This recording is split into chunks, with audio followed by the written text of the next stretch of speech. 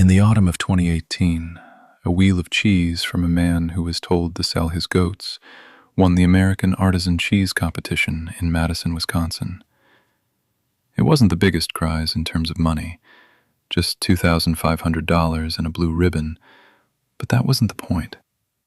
The point was the 500 people in the room, cheesemakers and brokers and critics, who stood up and applauded a 22.7-pound wheel of raw goat's milk tomme that had been aged for 11 months in a stone-lined hole in the ground in southern Ohio. The man who made it, Silas Croft, was 52 years old at the time. He did not smile.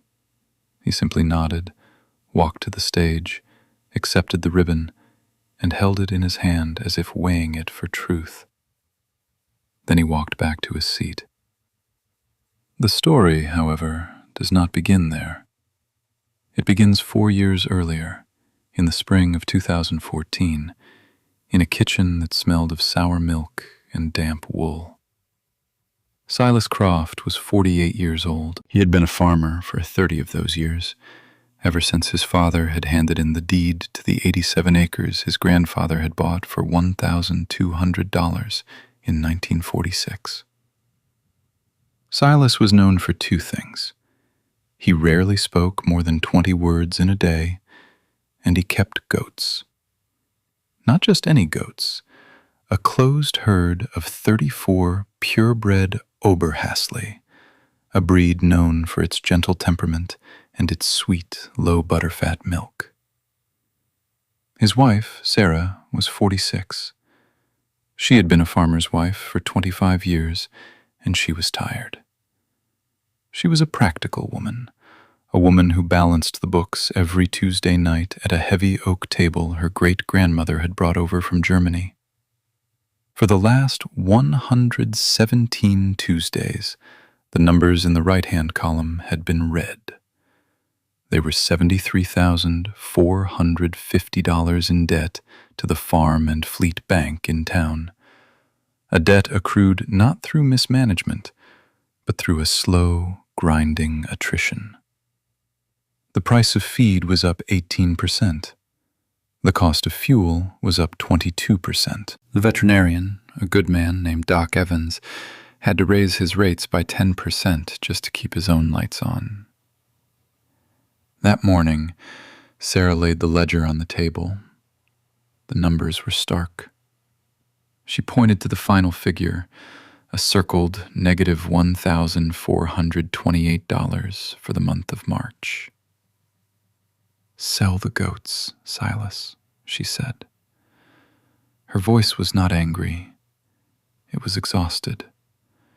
It was the sound of a spring running dry. "We can't keep them. It's a hobby, not a business. Your father ran cattle. My father grew corn. They made a living. This is a fantasy. Get a real job. There's a position open at the grain elevator. $16.50 an hour. Benefits. We could be clear of this in 5 years." Silas looked at her. He had hands that were maps of his life, calloused, scarred, the knuckles swollen. He looked from her face to the ledger and then out the window toward the pasture where the goats were grazing on new spring grass. The sun was catching the reddish-brown coat of his prize doe, a 7-year-old named Esther. "This is a real job," he said. It was one of the longest sentences he'd spoken all week. "It isn't," she said, her voice cracking just a little. "It's a money pit. It's your grandfather's ghost and your father's pride all rolled into one, and it's sinking us. Let me tell you about the goats, because to understand Silas, you have to understand the animals. They were not commodities. They were a living library of genetic information that his family had curated for 68 years. His grandfather, Samuel Croft, had come back from the war in 1946 with a Purple Heart, a limp, and $2,000 in back pay. He bought the 87 acres of rolling hill country that no one else wanted because it was too steep for corn and too rocky for cattle. He paid $1,200 for the land, and with the remaining $800, he bought 4 Oberhasli does and a buck from a Swiss immigrant in Wisconsin. He chose them because they were mountain animals. They could thrive on the steep, scrubby pasture. They were efficient browsers, turning sumac and wild rose and clover into milk. Samuel didn't have a plan for the milk. He just liked the animals. He liked their quiet intelligence, their calm eyes. He built a milking stand out of scrap lumber and a stone-walled spring house to keep the milk cool. He and his wife drank the milk, made a little butter, and gave the rest away to neighbors. The goats were part of the landscape, like the oak trees and the limestone creek. When Silas's father, John, took over the farm, he saw the goats as a relic. John was a man of his time, the 1970s. He believed in scale, in efficiency. He plowed 40 of the 87 acres and planted corn. He took out a loan and bought a herd of 20 Angus cattle. The goats, he said, were a waste of good pasture. He wanted to sell them. But his father, Samuel, now an old man who sat on the porch and watched the weather, made him promise to keep the line going. "Just a few, John," he'd said, "for me." So John kept 5 does and a buck, relegated to the steepest, most useless 10-acre patch of land on the property. They were an afterthought, a promise kept grudgingly. But Silas, as a boy, was drawn to them. While his father was on the tractor, Silas was in the goat pasture. He learned their names. He learned their social structure. He learned the specific sound each one made when it was content, or distressed, or hungry. He learned from his grandfather how to trim their hooves, how to spot the signs of illness, how to deliver a kid on a cold March night. He inherited the knowledge not in a classroom, but through his hands, through observation, through the quiet accumulation of thousands of hours. When his father died of a heart attack at 62, Silas was 35. The first thing he did was sell the last of the cattle. The second thing he did was sell the corn harvester. The third thing he did was take the money, $28,000, and invest it back into the goats. He repaired his grandfather's fences. He expanded the herd, breeding for milk quality and temperament, using the detailed records his grandfather had kept in a series of leather-bound notebooks. He was not just raising goats, he was stewarding a legacy. And that legacy was what Sarah saw as a fantasy. She wasn't wrong, not from a purely economic perspective. The market for goat milk was small. The local co-op would buy it, but they paid just 34 cents a pound, a price that didn't even cover the cost of feed. Silas knew this. He wasn't trying to sell the milk. He was trying to make cheese. This was the second part of the equation, the part that happened in the dark, cool silence of the spring house his grandfather had built. Let me tell you about the cheese. It was a simple, rustic tomme, a style of cheese made to be aged. Silas had learned the method from his grandmother, Elspeth. She had made it not for sale, but for the family table. The recipe wasn't written down. It was a ritual. It lived in a set of inherited objects: a 10-gallon copper pot, dented and dark with age, a long wooden paddle worn smooth by 3 generations of hands, a series of linen cloth bags, patched and repatched, that were used to drain the whey from the curds. His grandmother told him the secret wasn't the recipe, it was the bags. They held the memory of every cheese ever made in them, a complex ecosystem of microscopic flora that gave the cheese its unique character. She told him to never wash them with soap, only to rinse them in the whey from the last batch and hang them to dry in the cool air of the spring house. The spring house was the third part of the inheritance. It was built into the north-facing slope of a hill behind the farmhouse. Samuel had dug it out by hand, lining the walls with fieldstone he'd cleared from the pastures. A natural spring seeped from the back wall, keeping the air cool and the humidity a constant 85%. The temperature inside never varied more than 5 degrees from its average of 52 degrees Fahrenheit, winter or summer. It was a perfect cheese cave, created not by design, but by necessity. On shelves made of uncured poplar wood, Silas aged his cheese. The wood itself was part of the process, harboring its own colonies of yeast and mold that contributed to the rind. This was the world Silas inhabited. It was a closed loop of ecology and inheritance. The goats ate the specific grasses and herbs of his 87 acres. Their milk, expressive of that unique terroir, was transformed in the copper pot. The whey was separated in the heirloom cloths. The cheese was aged on the poplar boards in the stone-lined cave. It was a system that had taken 68 years to build. It was slow. It was inefficient. And on that spring morning in 2014, it was failing. Back in the kitchen, Silas looked at Sarah. He saw the worry in her eyes, the deep lines of stress around her mouth. He loved this woman. He had married her when she was 21 and he was 23. She had borne him a son, Leo, who was now 19 and thinking of leaving the farm for college, for a life with spreadsheets and salaries. "Give me 4 years," Silas said.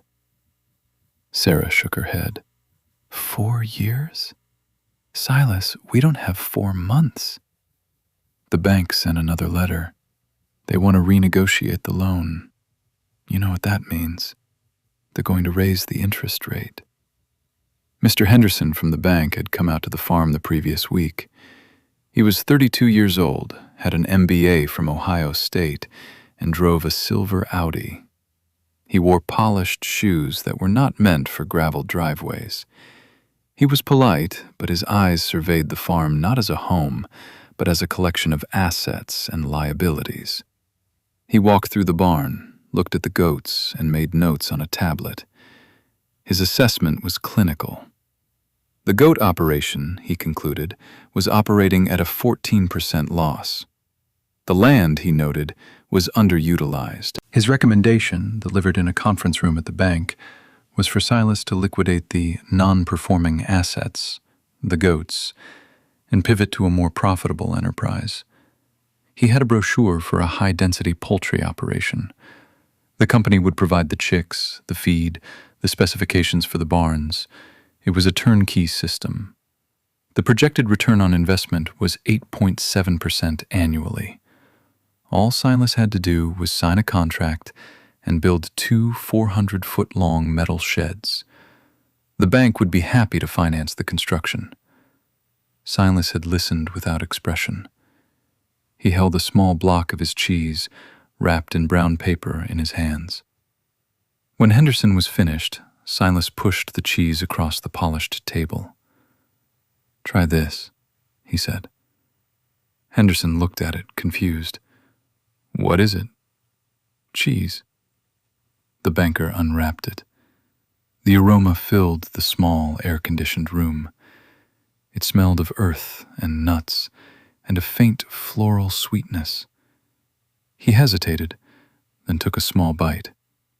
His eyebrows went up. That's very good," he admitted. "But it doesn't change the numbers. A good-tasting hobby is still a hobby. The bank invests in business plans, Mr. Croft, not cheese." Silas took the cheese back and walked out. Now, in his kitchen, facing his wife, he knew he was out of arguments. He had no spreadsheets, no business plan. He had only a deep, unarticulable conviction that what he was doing had value. A value Henderson's tablet couldn't measure and the bank's ledger couldn't see. 4 years, he said again. His voice was quiet but firm. I'll go to the farmer's market in town every Saturday. I'll sell the cheese. Let me see what I can do in 4 years. If I can't clear the debt by then, I'll sell them. I'll sell everything. I'll go work at the grain elevator. Sarah looked at him for a long time. She saw the desperation in his eyes, but also the stubborn set of his jaw, the same look his grandfather had when he refused to sell the last patch of old-growth timber on the property to the logging company. She sighed, a long, slow release of breath. 4 years, Silas. April 1st, 2018. That's the deadline. Not a day more. And so it began. The next Saturday, Silas loaded a folding table, a cooler with 20 pounds of cheese, and a small hand-painted sign that said Croft Family Farm Cheese into his 1998 Ford Ranger. The truck had 214,000 miles on it and a dent in the passenger side door from a black Angus that had gotten spooked 10 years earlier. He drove the 15 miles into town. The farmer's market was a small affair, mostly vegetables and baked goods.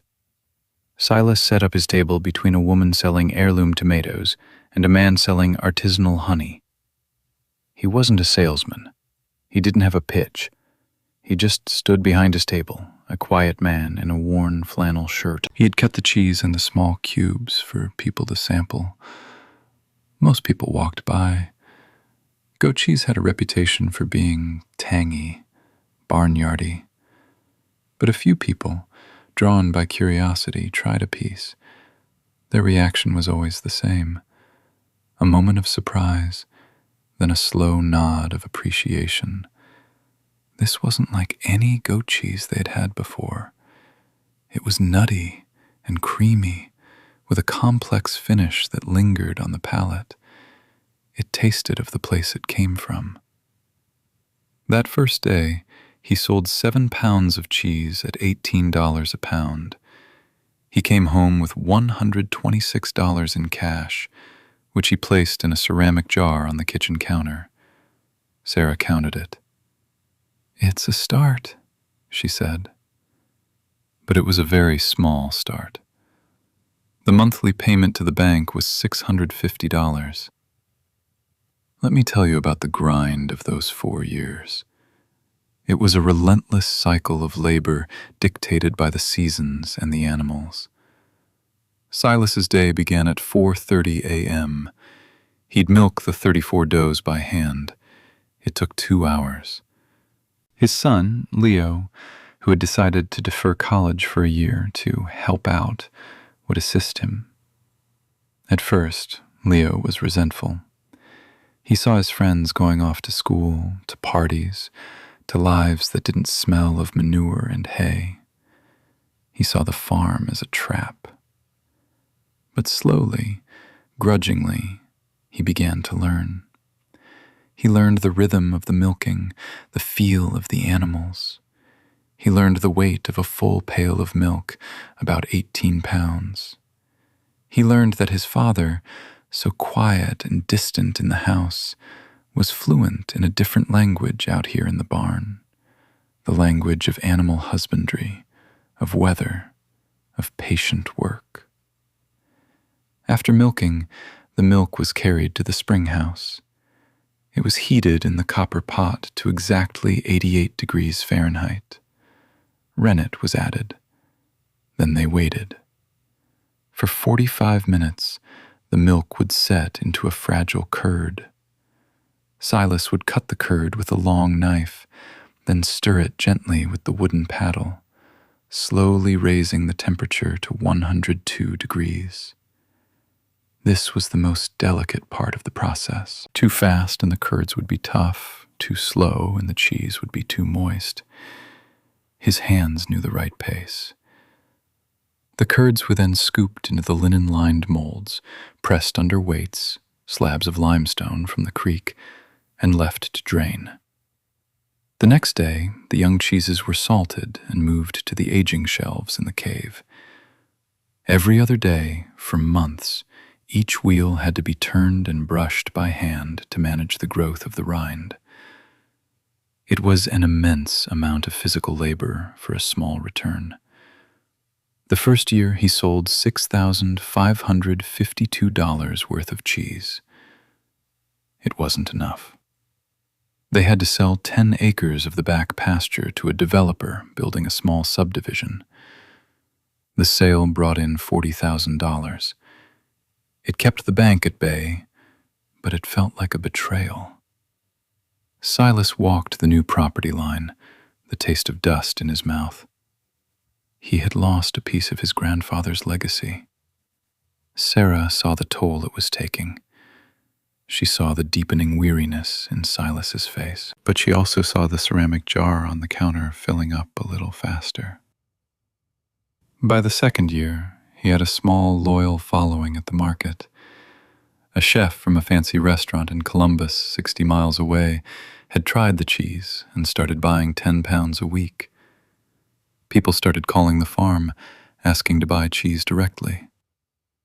The total sales that year were $14,210. Leo was changing too. He had taken over the sales at the farmer's market. Unlike his father, Leo could talk to people. He told them the story of the farm, of his great-grandfather, of the Oberhasli goats.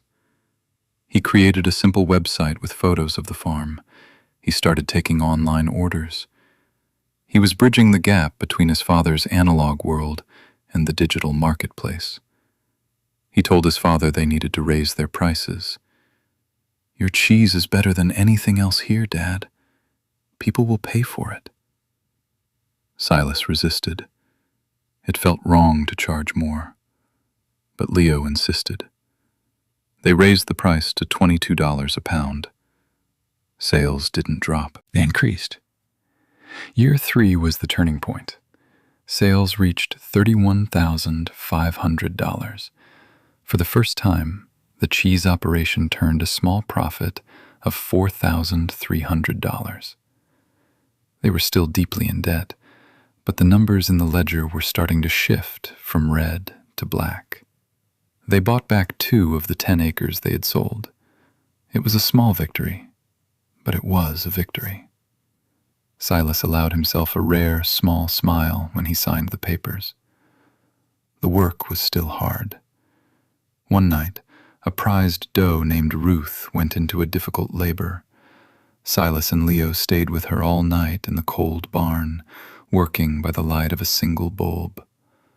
At 3 a.m., they finally delivered twin kids, but the mother was weak.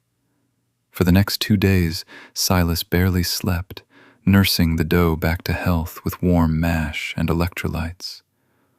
Leo watched his father, saw the gentleness in his rough hands, the deep, quiet focus.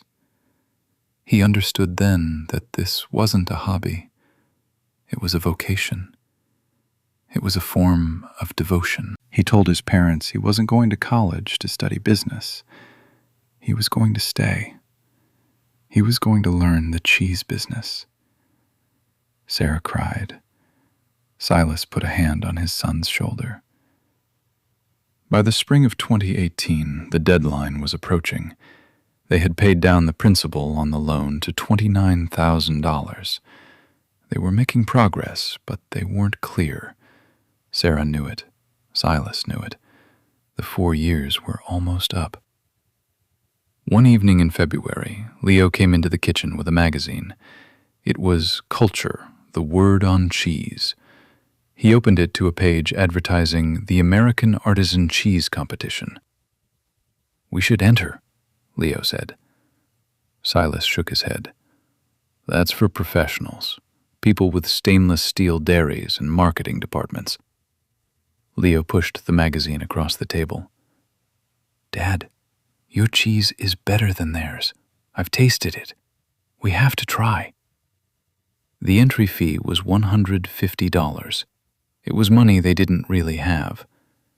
Sarah looked at the form, then at Silas. 4 years, Silas.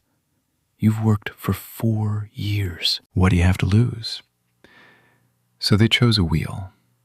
It was a perfect specimen from the previous spring, aged for 11 months. It had a beautiful, mottled gray and brown rind.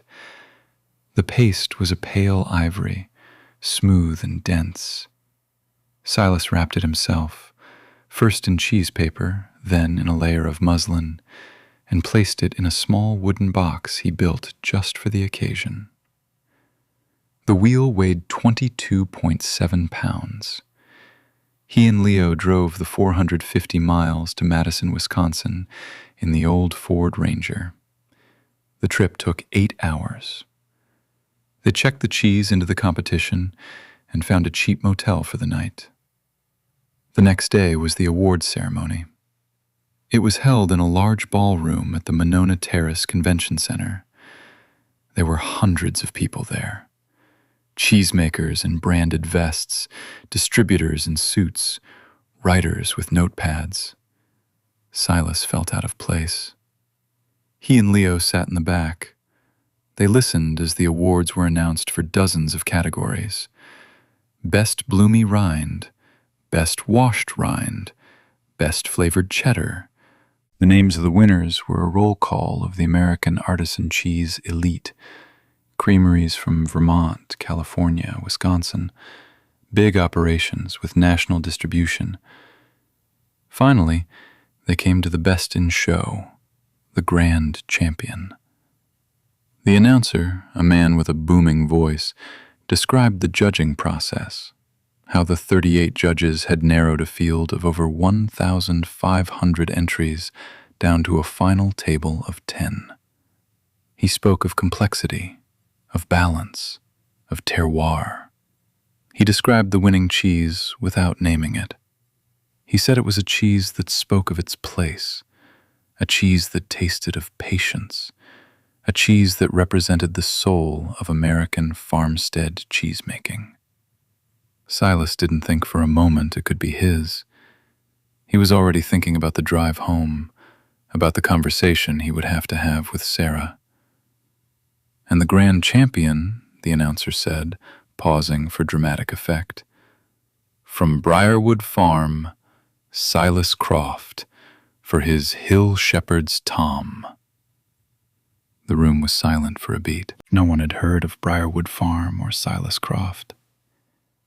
Then, a smattering of applause started, which grew into a wave. Leo grabbed his father's arm. "Dad, that's you! You won!" Silas just sat there. He hadn't even given the cheese a name. Leo had scrawled Hill Shepherd's Tomme on the entry form at the last minute because it needed a name. He made his way to the stage. He felt the eyes of 500 people on him. He accepted the ribbon and the check for $2,500. He didn't give a speech. He just nodded and walked back to his seat. The man from the New York Times food section found him later. He asked Silas for the secret to his cheese. Silas thought for a moment. "No secret," he said. "Just old goats, old grass, and an old cellar." The drive home was quiet. Leo was buzzing with excitement, making calls, checking the farm's new Instagram account he'd created, which was exploding with followers. Silas just drove. When they pulled into the driveway, Sarah was waiting on the porch. The porch light illuminated her face. She saw the blue ribbon hanging from the rearview mirror. She didn't say a word. She just walked up to Silas as he got out of the truck and wrapped her arms around him. He could feel her crying softly into his shoulder. "Let me tell you about the aftermath," The story was in the paper. The Columbus Dispatch ran a full-page article with a picture of Silas standing in his pasture, his hand on Esther, his prized doe. The headline read, "The Quiet Man and His World Champion Cheese." The phone started ringing. Distributors from New York and Chicago wanted to carry his cheese. High-end restaurants wanted to put it on their menus. A television show from the Food Network wanted to do a segment. A week later, a silver Audi pulled into the driveway. It was Mr. Henderson from the bank. He was wearing the same polished shoes, but this time he was carrying a gift basket. He congratulated Silas on the award. He called it a fantastic validation of your product. He said the bank had been discussing Silas's operation. They saw significant growth potential. They were prepared to offer him a business expansion loan of up to $250,000. They could build a new, state-of-the-art creamery. They could help him scale up production, meet the new demand. He had a whole portfolio of projections and growth charts. Silas listened patiently, just as he had 4 years before. When Henderson was finished, Silas shook his head. "No, thank you," he said.